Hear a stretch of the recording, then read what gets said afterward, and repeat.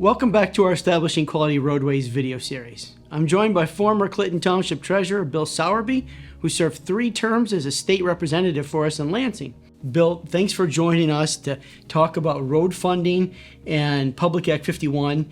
So tell us what PA 51 is and why we should care about it. Well, Paul, thanks for having me on. To begin, let's look at the sources of road funding, which are gas taxes, car registrations, and some additional dollars that are appropriated by the state legislature. PA stands for Public Act, and Public Act 51 is a law passed all the way back in 1951, and it determines how these road dollars are distributed to the agencies in charge of building and fixing our roads. So in 1951, we only had 48 states and gas cost 27 cents per gallon. For Michigan's roads, we have a funding formula that passed before the interstate highway system and the Mackinac Bridge were developed. Yet this law has remained virtually unchanged since 1951. Bill, what's the biggest problem with Public Act 51? Clearly, Public Act 51 is outdated. Michigan, Macomb County, and Clinton Township look very different in 1951 than they do today. That leads to another problem based on centerline miles versus lane miles, which means funding is allocated based on the length of a road, not on how many lanes are a part of that road. People pay their gas taxes and car registrations, and for the past 70 years, the state has completely ignored the fact that 5-lane roads come at a much greater cost than 2-lane roads in rural communities. That's probably the biggest problem, but it's not the only problem. Gas is taxed on the gallon, not the dollar value of that gallon. So fuel economy reduces the amount of taxes that are brought in. The average mile per gallon of gas for a light-duty vehicle in 1951 was 15 miles per gallon.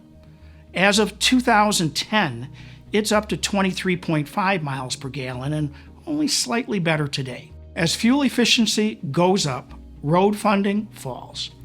Of all the dollars that go into the Michigan Transportation Fund, Michigan Department of Transportation keeps 39% of those dollars. They send 22% of those dollars to city, and the rest, 39%, to county road agencies. That is also dictated by Public Act 51. Townships do not receive any of these dollars directly. So I'm glad you brought this up because this really creates 2 problems. Public Act 51 gives dollars directly to cities, but not to townships. Then it requires local communities, both cities and townships, to come up with a 50% match to fund the primary road projects in their communities. Yes, Macomb County Department of Roads is still responsible for primary roads in the cities. They can decide to use funds to fix local roads, or they can use them to meet the county match requirement on primary roads. Townships must dig deeper into their general fund or ask residents to adopt a road millage. In other words, township residents pay their gas taxes and their car registrations. Then Public Act 51 sends 22% of those dollars to surrounding cities.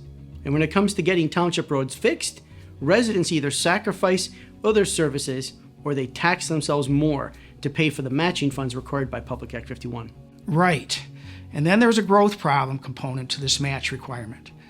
The county is responsible for all township roads, but all projects still require a match. Clinton Township has been long established and is 95% developed. High-growth townships are turning farm fields into subdivisions and have a steady stream of new money coming in. When the county decides to fund a road project, it's much harder for Clinton Township to pay the match requirements from its general fund. A lot is working against us because of Public Act 51.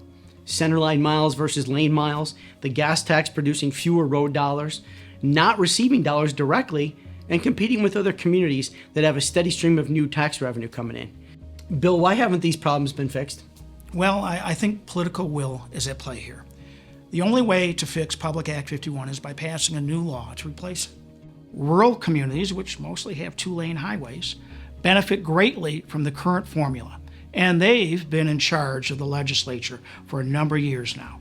However, the last election changed the power dynamics in Lansing, and there is more recognition that Public Act 51 doesn't distribute road dollars fairly. Would you say that there's a much better climate for fixing Public Act 51 now than there ever has been?